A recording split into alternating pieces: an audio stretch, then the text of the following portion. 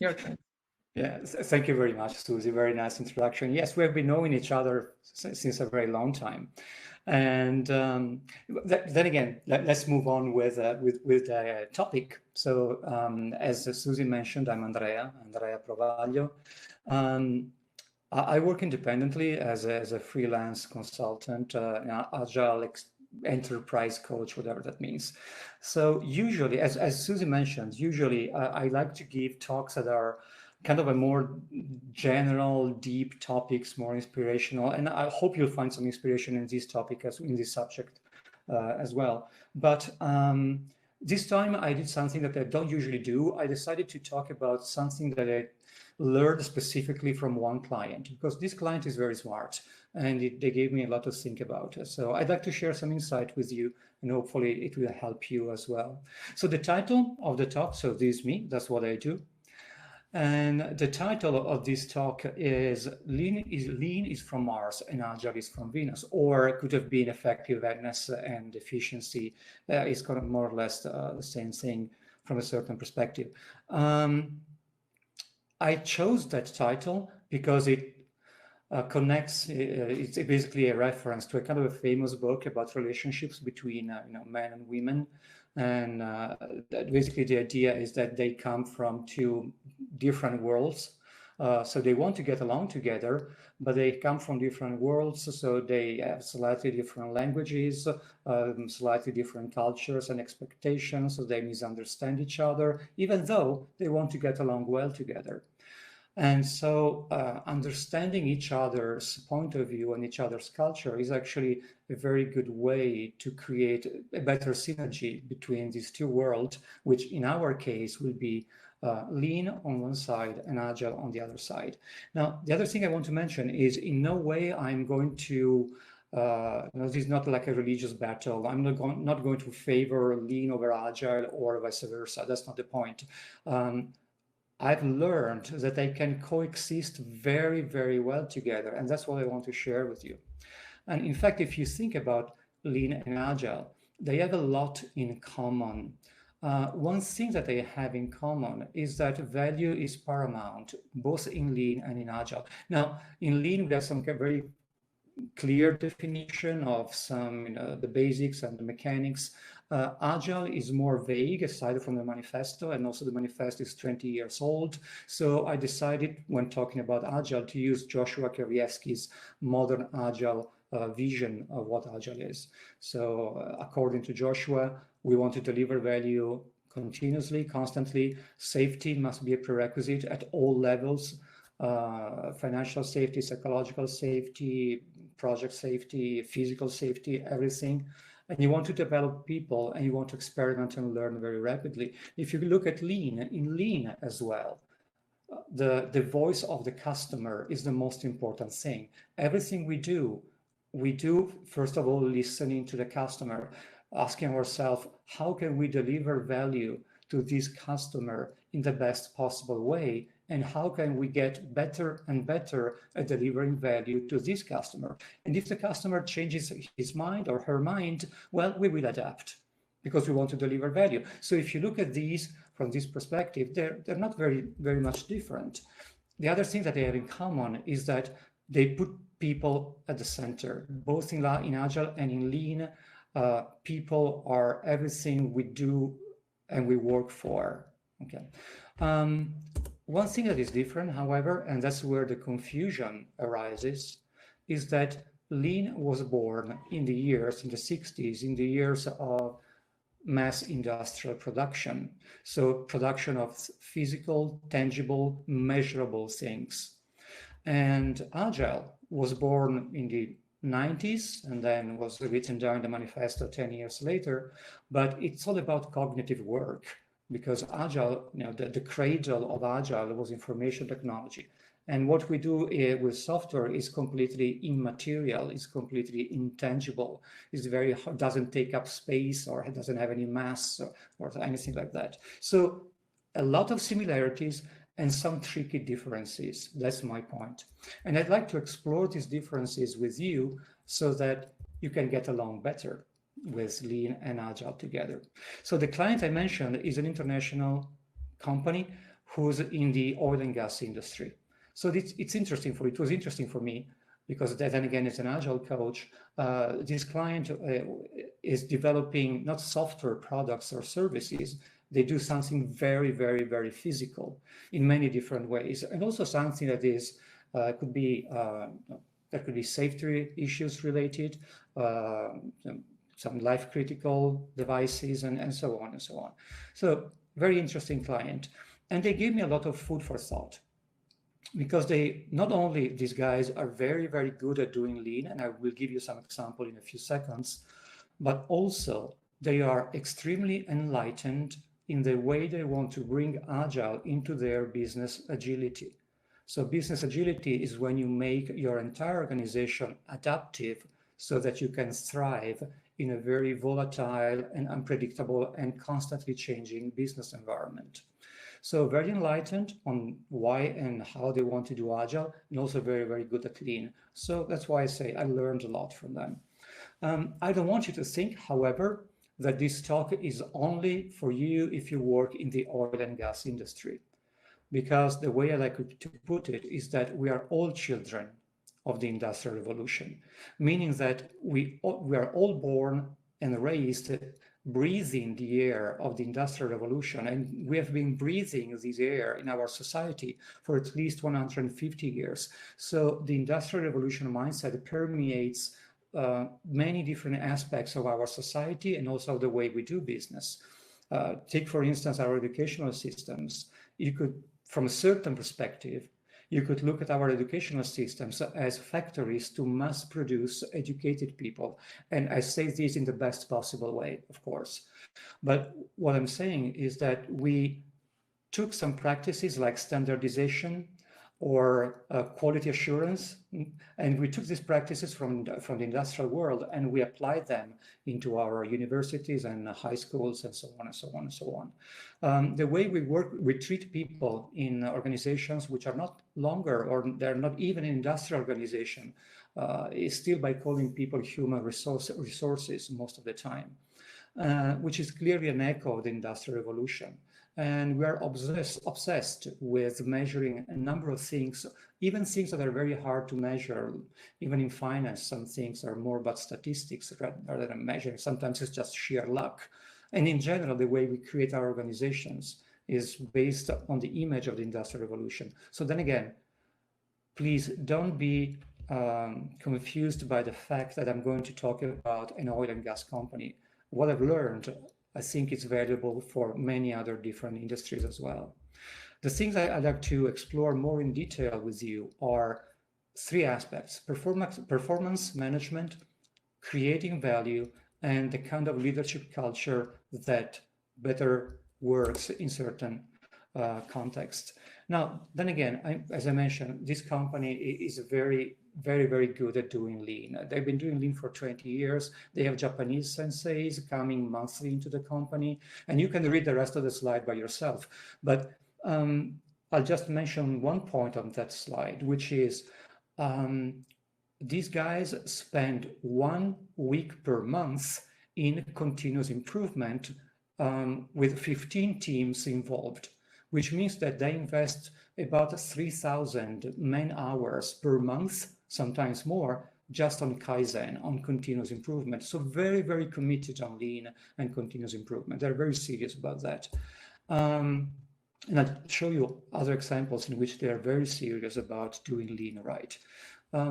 In terms of Agile, when I and a colleague of mine, a friend, started working with them 18 months ago, we applied Agile in a number of different scenarios. So not only IT projects, but then again, you can read a slide by yourself, but also in telecommunication projects, or there was a project for restructuring the office spaces that we ran in an Agile way, mainly using Scrum.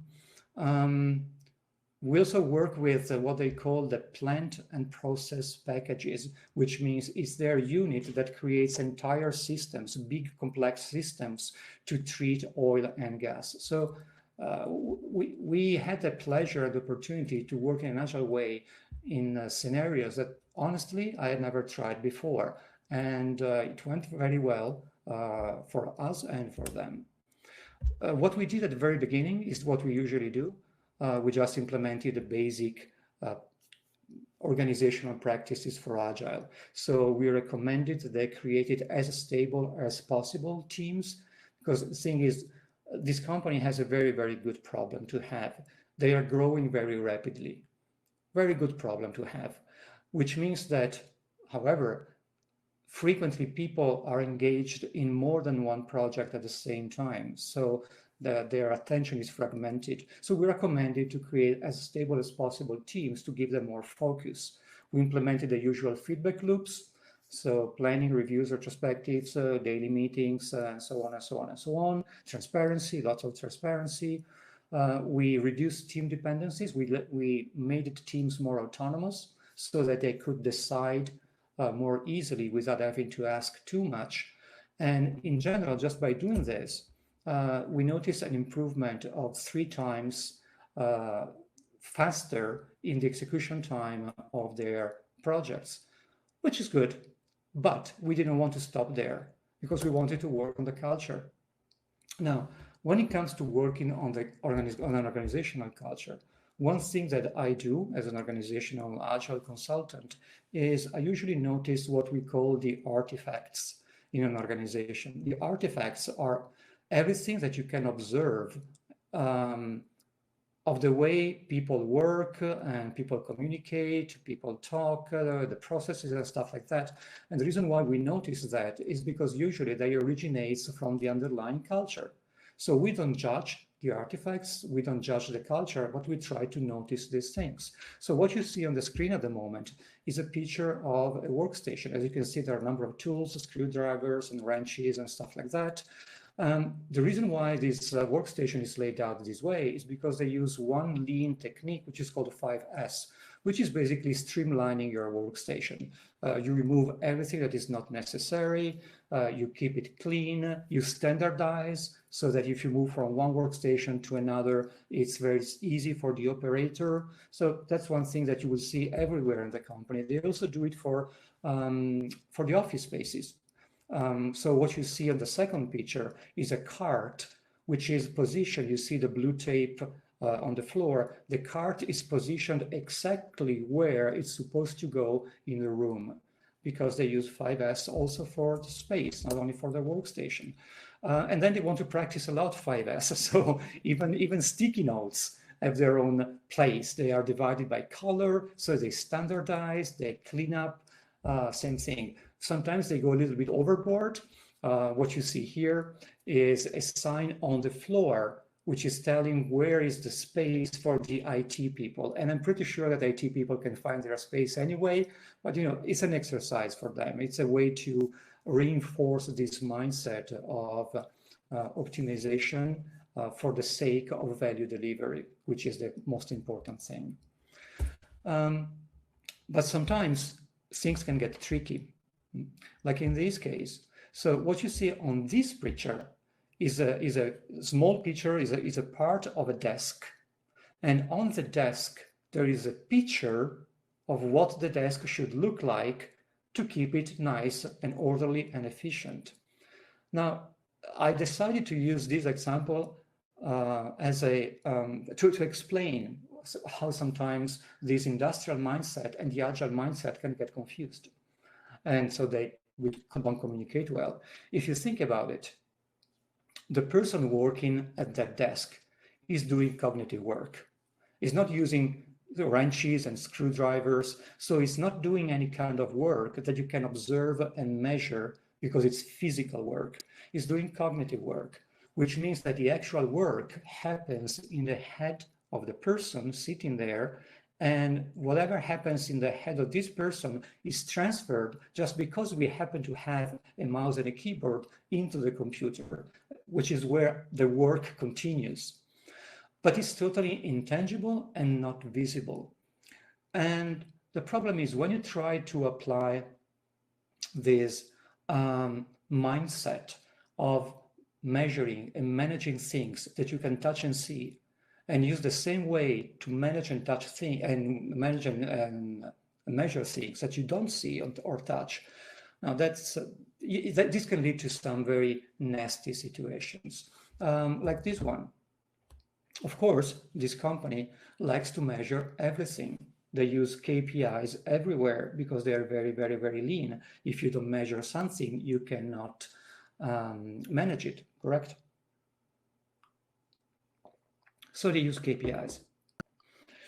And a KPI, a key performance indicator, is what you use to measure a process. But by definition, what you measure must be visible, it must be quantifiable. Otherwise, you cannot measure it, correct? Now, when it comes to cognitive work, it's very hard to measure cognitive work. You can measure the outcome sometimes of this cognitive work, but you cannot really measure what happens, when you work.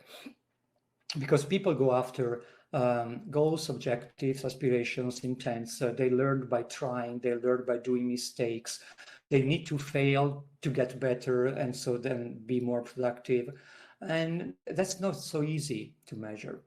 And I'll give you a more clear example of which kind of problems you can get in a second. But I just want to mention that there are, of course, ways to measure cognitive work, like if you use, for instance, objectives and key results, which is a common performance, let's say, performance management approach.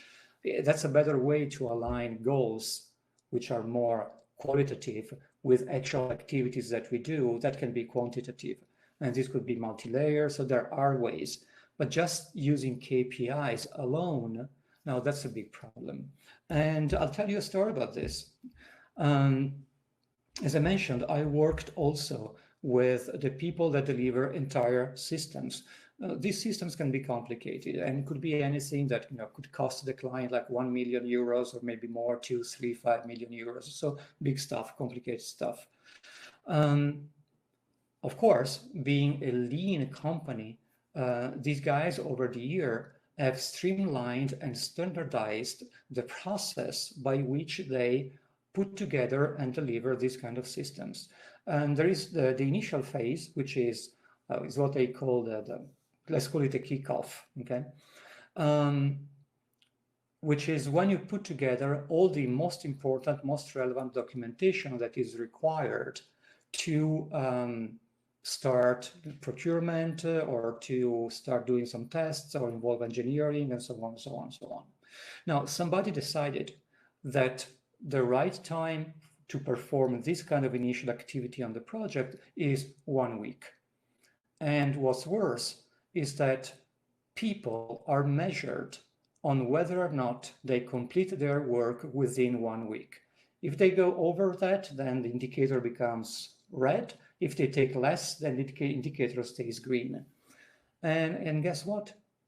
People focus on staying on time and don't really focus on delivering the right thing, on delivering the right documentation.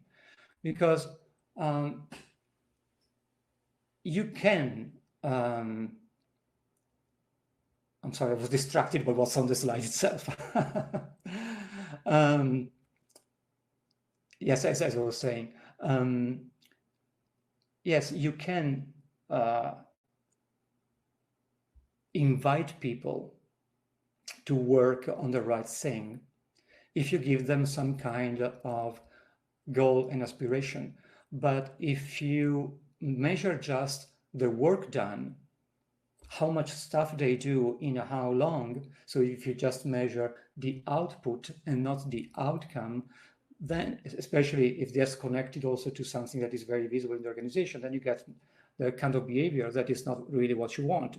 Basically, people do not deliver outcome, they start delivering just output.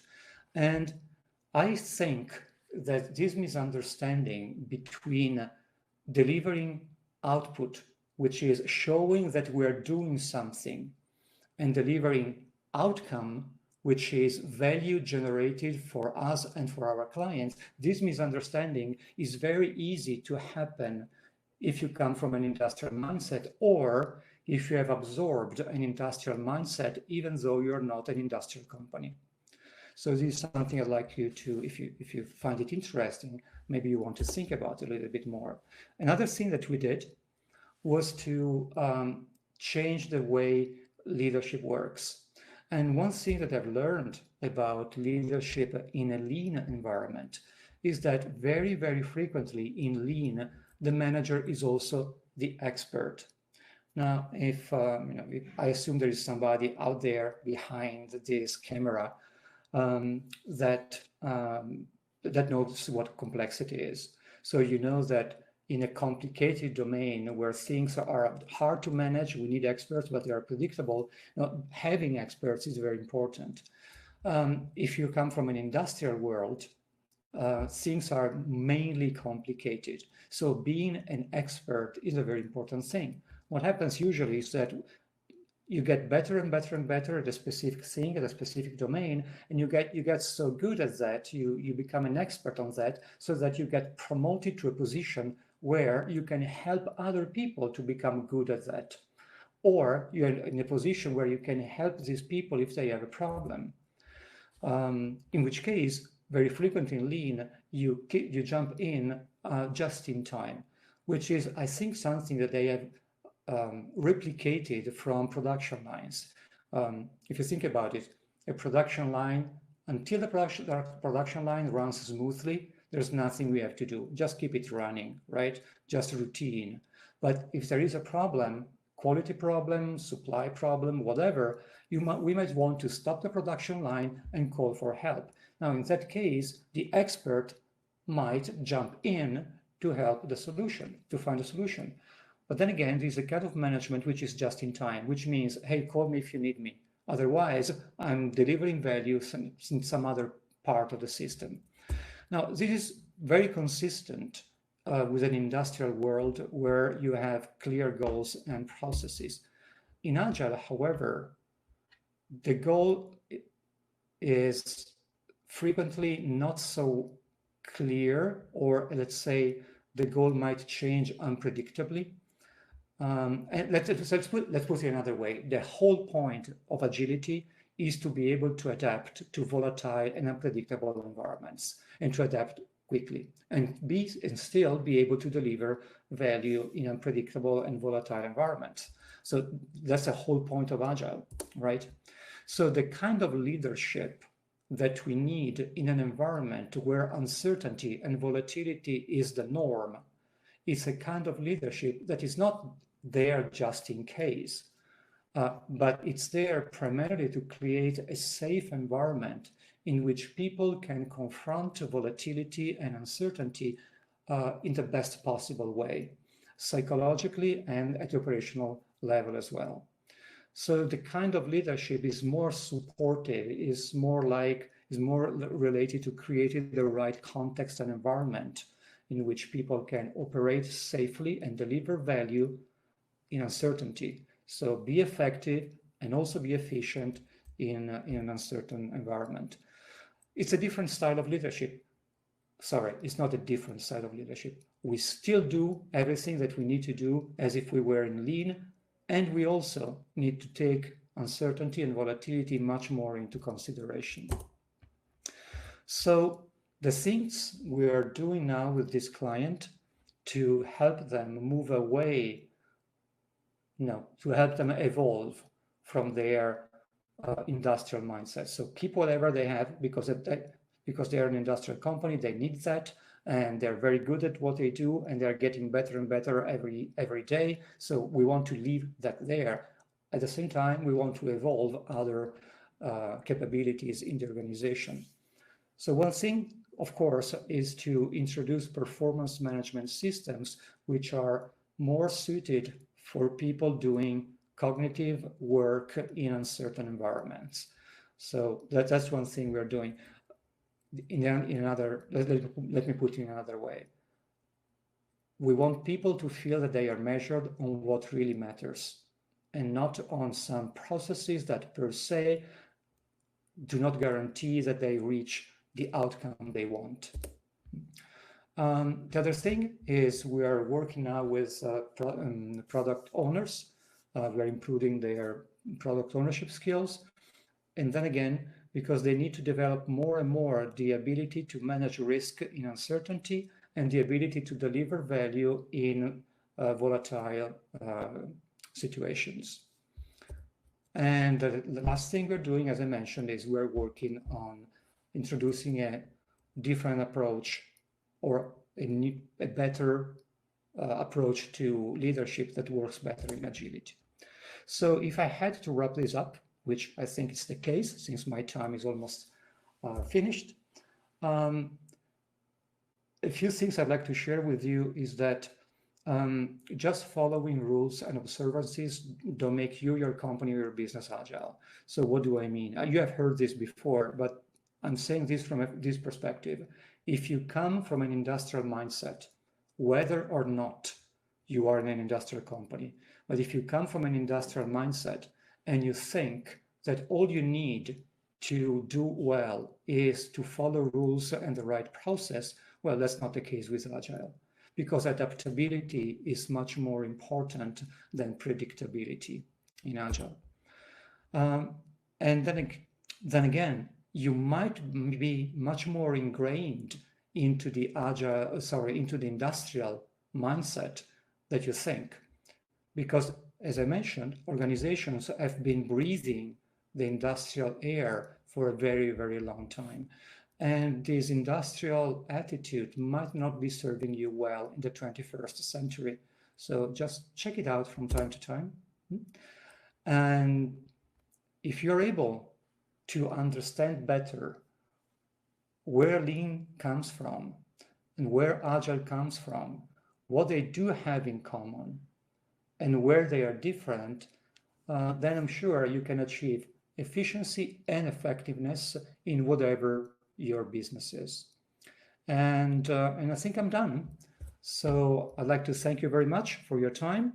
Of course, if you want to keep in touch, you find me on LinkedIn and Twitter, also a website. And I think that at this point, I'll unshare my screen and we are ready for the questions. So Christopher is asking if you can give examples on how to create a safe environment as an Agile leader. Okay, this is a topic of psychological safety. So when we say safe, we need to understand what we mean by safe.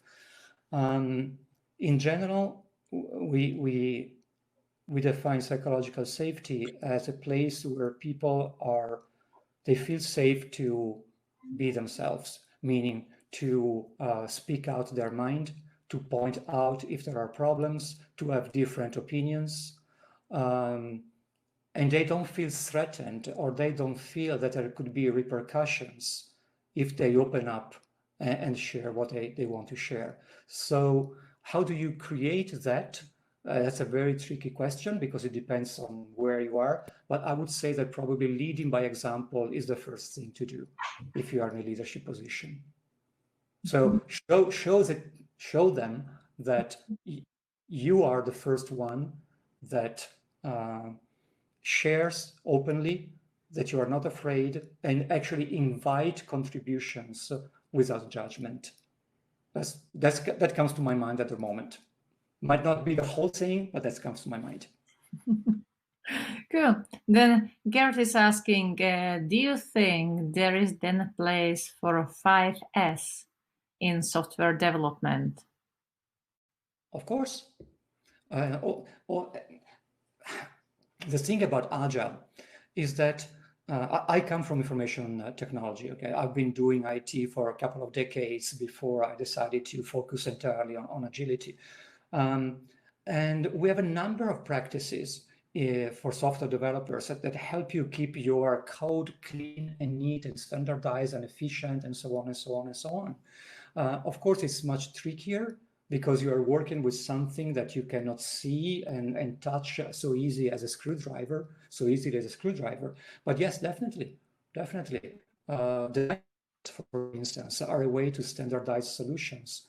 You don't standardize the code, but you standardize the architecture of a solution. So yes, definitely. Mm-hmm.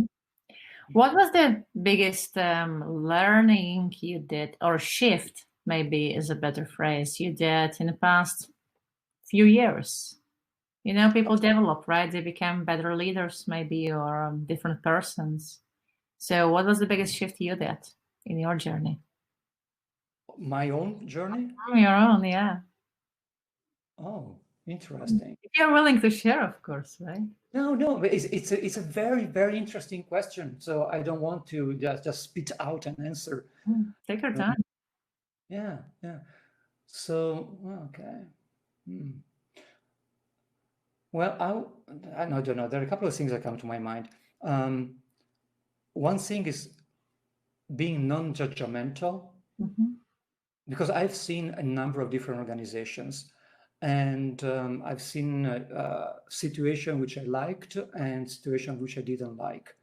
But over time, I learned that it doesn't really matter what I like or don't like, and being judgmental doesn't help me providing a good service to these people. So that's one thing, probably being non-judgmental. And also the other thing is I'm becoming more and more interested in the systemics of organizations.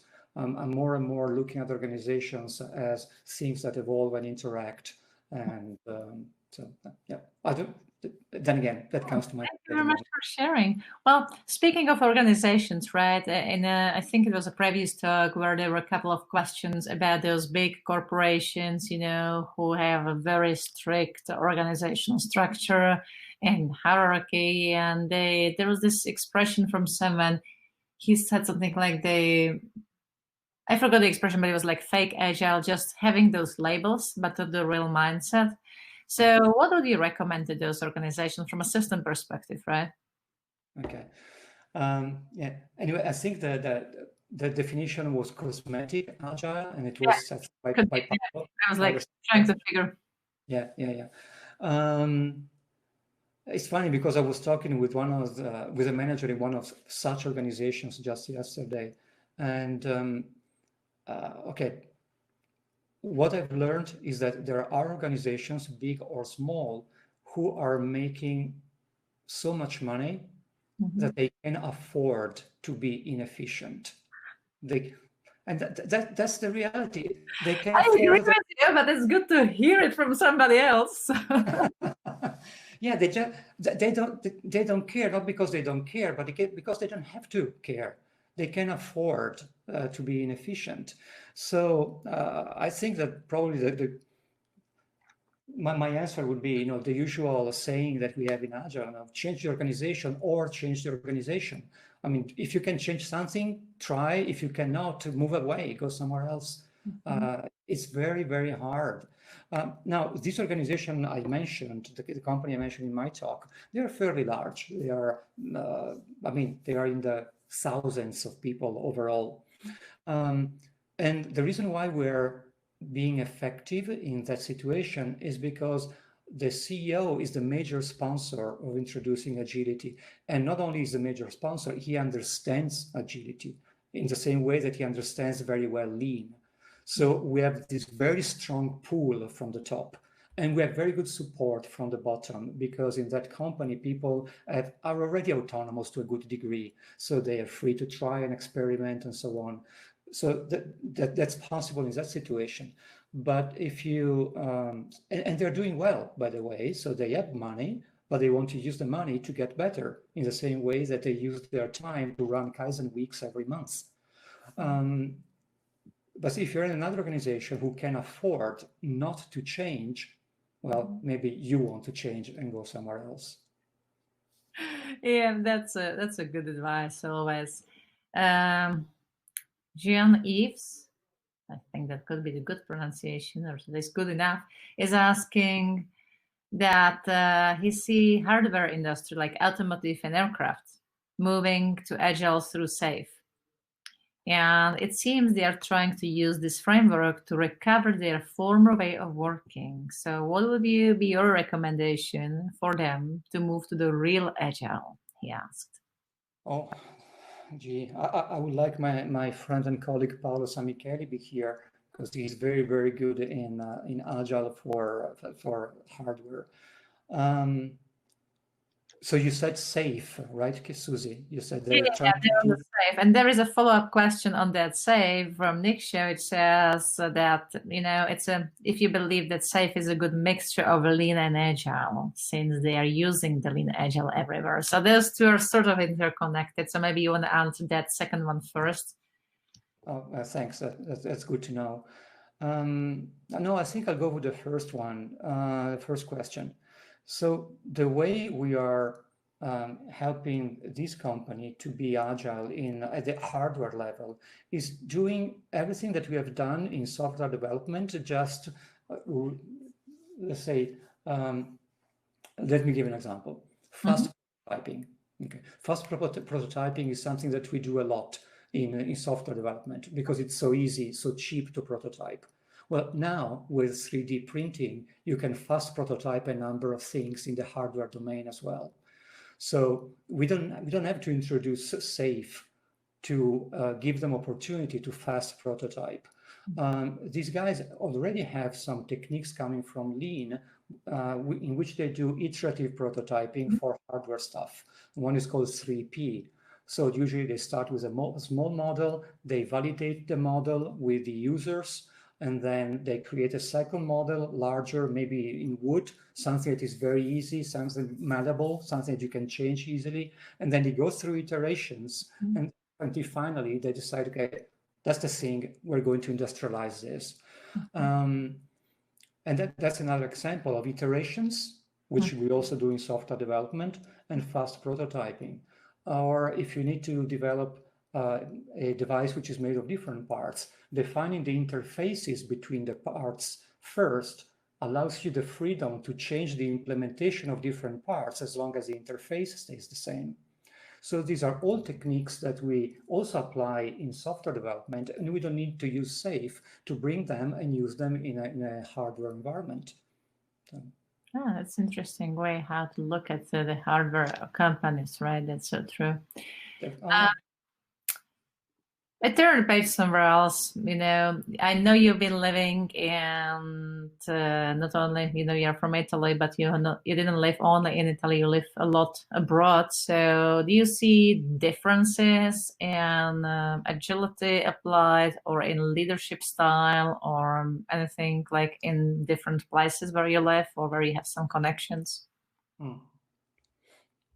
Well, I used to travel a lot before February. Yeah. Yeah, like everyone. I think Susie also has a lot to share about this question because she travels probably more than me. Anyway, in terms of leadership styles, yes, definitely. Leadership is a very cultural thing, and I would also like to add that leadership is also a sometimes misunderstood term. I find that sometimes people think of management and they use the word leadership. Now, leadership and management are two different things. And the management approach. For us, so we are all aligned. I'm sorry, Susie. Define it here for us, so we are all aligned, sort of on that. Okay. Yeah. Yeah. It's a very common misconception, right, Susie? It's so. Then again, I usually like to mention a quote from Grace Hopper. Decades ago, she said, "You manage things, you lead people."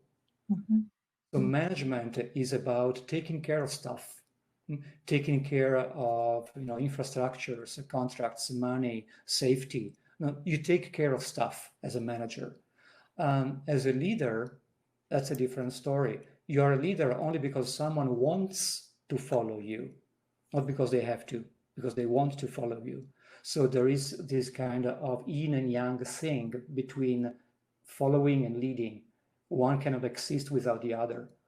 And so this kind of synergy is definitely also influenced by the kind of culture you live in.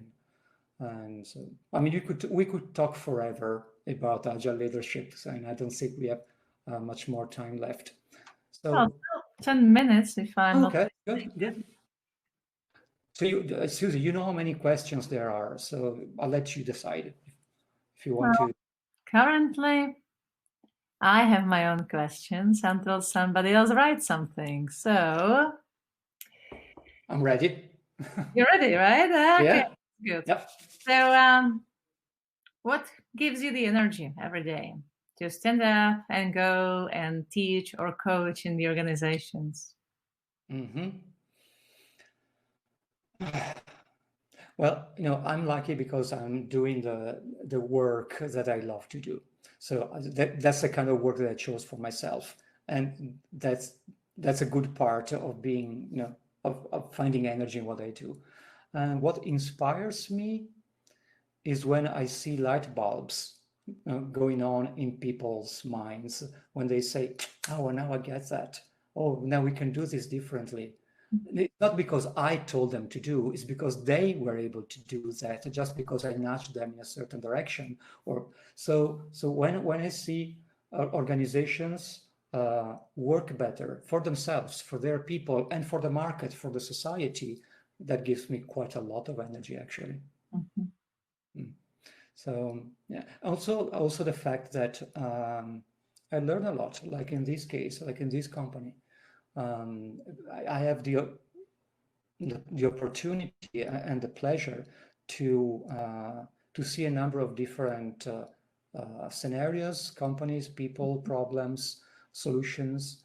Uh, so it's constant learning, which is something that I really love.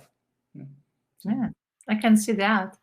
Christopher is asking why Agile, why is Agile from Venus and Lean from Mars? oh, I just wanted to use the book title. It just sounded nice. Okay, just a funny name, all right. Oh, maybe Christopher missed the first part. There is a book which is Men are from Mars and Women are from Venus. Mhm. So that's the actual book. And I was just making a reference to that book. Is What a wordplay. Yeah. and how does it relate to that subject? I didn't Um, read it. I know it exists, but I didn't read it. Okay, so the metaphor in this book is that men and women come from different planets, so Uh-huh. they want to get along well together, but since they speak slightly different languages and they have different cultures, there's a lot of misunderstanding and therefore sometimes conflict and pain and stuff like that. So just by starting, Now I finally got that label as well. Thank you for giving us the story full. yeah, You yeah, yeah. assuming we are reading those books, which we should be. Yeah. Nice. Good So to that, know. So, how the life changed past, from March-ish time frame? How the life changed for you? We are not traveling anymore, but what else? oh, what changed me in my life? Mhm. Uh, what at the professional level, I have learned that working remotely is not really so bad after all. I mean, no, and not because I don't have to stay in hotels and stuff like that. No, I mean that usually when I go to a client, especially if it is far away, I need to travel. So if I go there, it's only usually for one day or 2 days or longer, which Mhm. means I condition their time because I'm there only at that specific day of the month or the week. Now with remote, I can be there much more frequently, even for half an hour. And of course, it's not the same as being in person. So I'm not saying that it's better. I'm just saying that it's different. Mhm. Um, but I'm actually doing some nice work with clients just because we can interact much more frequently this way. Mm. Well, Uh, that's interesting. mm, Yeah. yeah, yeah. So you do some classes online as well, virtual ones? Oh yes, yes. I do training online. Sometimes we do like hangouts online. I have to be honest. I'll be happy when this pandemic will be over and we'll start seeing each other again in person. But then again, I'm taking this as a learning opportunity. Mhm. Luckily, I had no big issue, neither me, my family, or my friends. So I'm just taking this as a learning opportunity. All crises are an opportunities to transform into something better. So that's the way I'm looking at this. So if you look into the future, like 10 years from now, how do you envision the world 10 years from now in your dreams? That's I would love to have the crystal ball, but It's just a dream. It doesn't have to become true. It's just a dream. There's a nice on a dream, right? It could be dreamy. Okay. I will keep the scope of my answer to what I do professionally. I would like to see much more respect for people in organization and respect for the potential that humans have, and is most of the time wasted in current organizations. So I would like to see this flourish, the flourishing of the human potential in organizations. Nice. I like that. Nice Nice world to live. Yeah, for everyone. Yeah. Yeah. So, what is in your mind as a hot topic right now? Right? Like, what are you super enthusiastic about currently? I have to be honest. I'm always honest, Susie. You know that. I know. Therefore, I'm asking you those questions, right? So actually, at the moment, I'm just enjoying the fact that I don't have to, that I can just learn. So I'm not really, let's put it this way, that the fact that I'm staying at home much more, it means that it gives me more time to reflect on what there is, rather than to be projected on to some future, because the future now is so uncertain, right? It's kind of pointless to invest too much energy into projecting yourself there. So I'm staying much more on what there is now. And one thing I'm doing is I'm collecting all of the original material that I've created in the last 10 years working in Agile. And I'm trying to put this together and make it available in a simpler to digest format, which could be blog or a video log, or could be. But so it's more about I'm staying with what there is now, and I'm trying to make what there is now better. So that's what I'm doing. Cool. So, last question to you. What is the one thing you want people to remember from today? Be grateful to the Industrial Revolution, because much of the wealth that we have today comes from that. At the same time, don't get trapped into an industrial mindset. Cool. So, thank you for joining us in this fifth month event, Agile 100. Thank you very much. And now we have a little bit longer break, so you can stretch and have a coffee, and then we continue with the last two speakers. Wonderful. Thank you very much for having me, Susie. Bye, everyone.